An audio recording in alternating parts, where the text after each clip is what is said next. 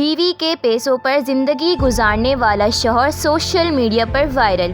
शहरी को ऑनलाइन दुनिया में सडन फैंटेसी के नाम से जाना जाता है, जो कि एक बेरोजगार आदमी है और अपनी बीवी के पैसों पर जी रहा है।